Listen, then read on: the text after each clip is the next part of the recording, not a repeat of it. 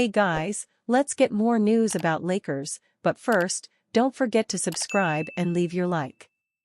Kentavious Caldwell-Pope makes surprising admission about Nuggets-Lakers playoff series. Kentavious Caldwell-Pope left the Denver Nuggets this offseason, signing a 3-year, $66 million deal with the Orlando Magic.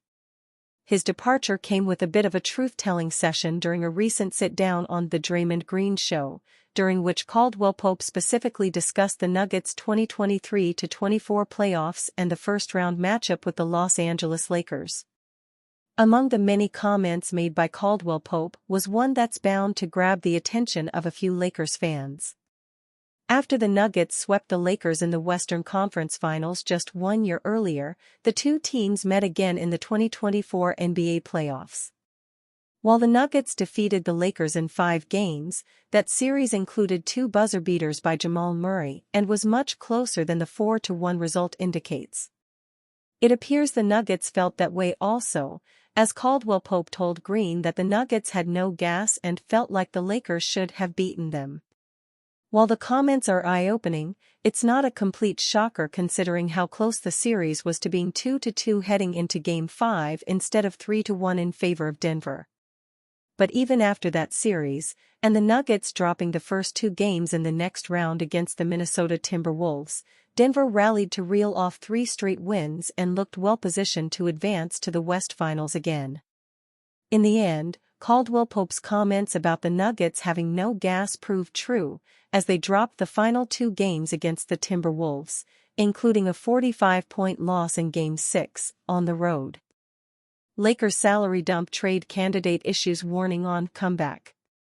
It most likely did not come as a surprise to most observers of the Lakers of recent vintage that, when discussing how the organization might approach a salary dump trade to create wiggle room around the so-called second apron of the NBA's luxury tax, big man Christian Wood was tabbed as one of the favorites to be the subject of that dump. After all, Wood came to Los Angeles in a bit of a desperate state last offseason, unable to land a major contract elsewhere and ultimately signing a 2-year minimum deal worth $5.7 million with a player option for the second year. Neither Wood nor the Lakers much expected him to pick up that year 2 option, but after an unimpressive year with LA, 6.9 points and 5.1 rebounds in 50 games, Wood risked being run out of the league if he had not exercised his option. News that the Lakers might like to jettison him was expected. But it still apparently rubbed Wood the wrong way, and he offered a bit of a warning on the 2024-25 season. The comeback is going to be elite, he wrote on Twitter/X this week. Maybe. But it's highly doubtful that comeback will happen with the Lakers, not after Wood's many warts were on full display with the team last season. He is an excellent scorer, no doubt, but his inability to defend his position, or to help with others' positions, rendered him a sore spot in the Lakers' rotation. That, and his lack of attention to detail on both ends of the floor, have been what has held back his career through 9 seasons. It would be great if Wood could put things together here in year 10, but observers hoping for that outcome would be wise to not get their hopes too high. The Lakers were 9-10 when Wood played 20 minutes or more, and 19-12 when he played but was limited to 19 minutes or fewer. They were 19-13 when he did not play at all, Wood missed the entire second half of the season, plus the playoffs, after having a knee surgery in February. If the Lakers need to unload a salary in order to make a bigger move, Wood would just make sense. Again, it's not a big surprise to find that the Lakers would be willing to dump Wood. But the most recent assertion of that fact comes from Jovan Buha of The Athletic, who was speaking on his podcast this week. As he said, via SilverScreenandRoll.com, the Lakers still like young big man Jackson Hayes more than Wood. Said Buha, as I've also said before on here, I've heard Christian Wood and Cam Reddish would be the 2 most likely guys to be salary dumped. Now, maybe a team pushes to get Jackson Hayes, and when it comes down to it, the Lakers decided there isn't much a difference between Hayes and Wood, but my understanding, the Lakers would prioritize keeping Hayes in comparison with Hayes and Reddish. That is damning haze with faint praise. Of course, he played 70 games and averaged just 4.3 points in 12.5 minutes, and the fact is, the Lakers would like to scrap the entire big man crew around Anthony Davis and start over.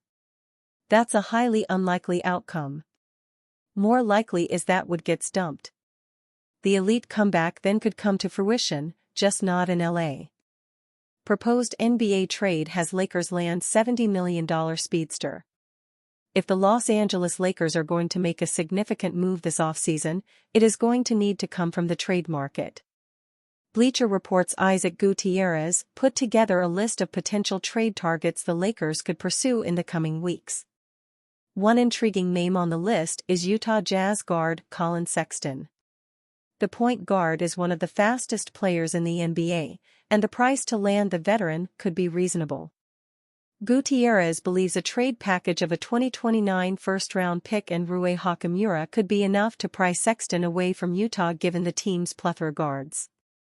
I think the Lakers, essentially need another creator on the bench that can be basically a backup point guard, Gutierrez detailed in a July 24, 2024, live stream. I think at some point they're going to trade D'Angelo Russell. The first name I have on this list of backup point guard trade targets is somebody who I have been preaching to the choir, telling everybody in the world that will listen. They need to get Collin Sexton on this Lakers team. Collin Sexton is the perfect young guard to play off of LeBron James and Anthony Davis as a tertiary option. Sexton is being described as a backup guard in this Bleacher Report proposal, but the playmaker is more than capable of being an NBA starter. The guard appeared in 78 games for Utah last season, including 51 starts. Sexton has started 274 games in his 6-year NBA career. The guard averaged 18.7 points, 4.9 assists and 2.6 rebounds per game while shooting 39.4% from long range. An argument can be made that Sexton would be a preferable starting point guard to D'Angelo Russell for Los Angeles. It remains to be seen if the Lakers will be able to strike a trade. The Athletic's Jovan Buha believes the Lakers are unlikely to make a blockbuster deal. Right now, a blockbuster deal, I just don't see it. I don't see the Lakers having enough for Lauri Markkanen, the analyst noted in a July 16, 2024, edition of the Buha's Block podcast. I've not heard of any interest with Brandon Ingram. So, I don't see them going for those two guys. Hoops Hype's Michael Scotto reported that there is buzz around the league that the Jazz will explore potential trades for Sexton. The Jazz selected 2 guards in the first round of the 2024 NBA draft, including former USC standout point guard Isaiah Collier. There's also a belief from rival executives who spoke with Hoops Hype that guards Collin Sexton and Jordan Clarkson could become available on the trade market, Scotto detailed in a June 15 article titled, Aggregate 2024 NBA Mock Draft, Intel on Knicks, Suns, Spurs, 76ers, Raptors, Nuggets, Wizards, more. And you fan? What do you think of the situation of Collin Sexton? Leave your opinion in the comments.